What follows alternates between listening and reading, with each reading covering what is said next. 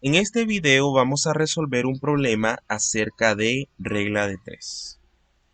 Ok, el problema dice que a las 6 un reloj recibe un golpe y debido a ello se atrasa 6 minutos cada hora.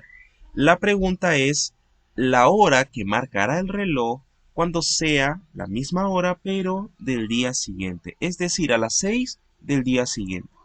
Ok, vamos a seguir los siguientes pasos para que sea más sencillo resolver el problema. El primer paso es hacer una tabla con los datos.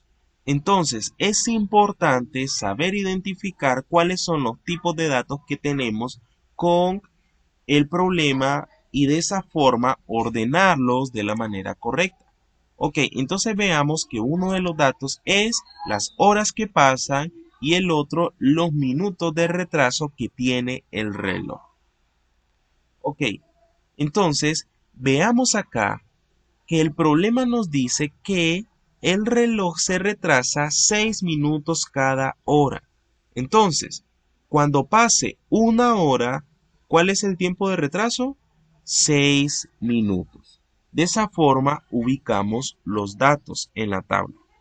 Ahora, nos hace falta ubicar los datos de una segunda fila, pero podemos ver que no tenemos otros datos de forma directa.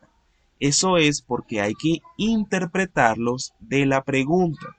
La pregunta es, ¿qué hora marcará el reloj cuando sea la misma hora pero del día siguiente? Ahí nos está hablando del tiempo que pasa, o sea, las horas que pasan.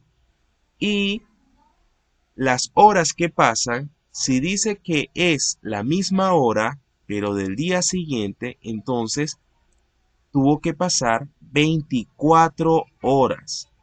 Ahora vamos a calcular cuántos minutos se retrasa el reloj en esas 24 horas.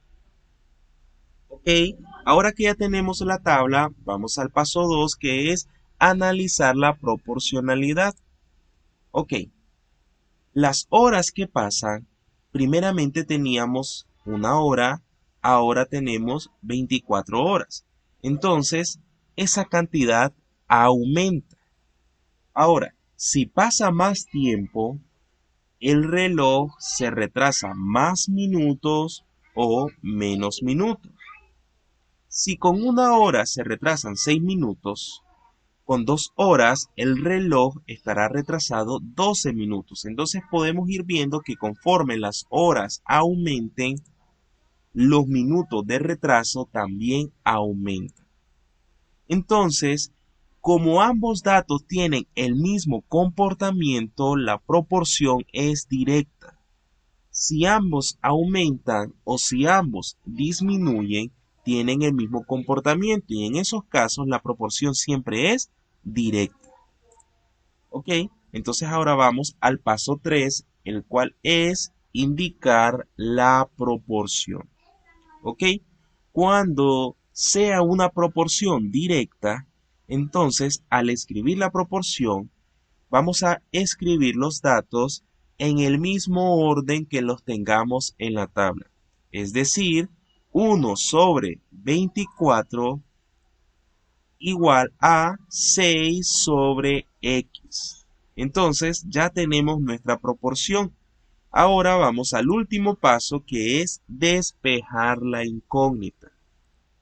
Entonces, para despejar nuestra incógnita, sin importar en qué posición esté de la proporción, siempre la podemos resolver de la siguiente forma. Ok, escribimos una fracción y en el denominador siempre estará la cantidad que esté en la esquina opuesta a la variable. En este caso, esa cantidad es el 1. Entonces, el 1 va a dividir en nuestra fracción. Ok, y las otras dos cantidades, el 24 y el 6, pasan a multiplicar en el numerador. Ok, ahora si hacemos esas operaciones con la calculadora o manualmente, podemos saber que el resultado es 144 minutos. Ok, pero esa no es la respuesta, por esa razón no la tenemos acá. estos 144 minutos, observemos que están en la columna de los minutos de retraso. Estos son los minutos que se retrasa el reloj al transcurrir 24 horas.